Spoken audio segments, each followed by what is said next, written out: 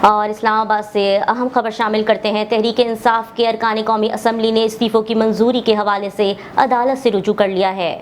تحریک انصاف کے ارکان اسمبلی کی جانب سے اسلام آباد ہائی کورٹ میں درخواست دائر کی گئی ہے، جبکہ ان درخواست گزاروں میں علی محمد خان، فضل محمد خان، شوکت علی، شیریں بزاری، ڈاکٹر شاندانہ گلزار، فخر زمان خان، فرخ حبیب، اعجاز شاہ، جمیل احمد اور محمد اکرم بھی شامل ہیں۔ درخواست میں موقف اختیار کیا گیا ہے کہ قانون کے مطابق پٹیشنز کو سنے بغیر اسپیکر استعفوں پر اطمینان نہیں کر سکتا۔ ابھی الیکشن کا اعلان نہیں ہوا، 123 ارکان کے استعفوں کو ایک ساتھ دیکھا بھی نہیں گیا، اس لیے پٹیشنز کا استعفوں سے متعلق لیٹر مؤثر نہیں رہا۔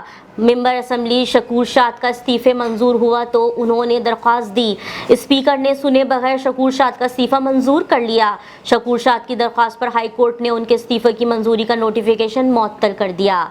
درخواست میں استدعا کی گئی ہے کہ عدالت اسپیکر کو ہدایت دے کہ وہ استعفے منظوری پر اپنی آئینی ذمہ داری پوری کریں۔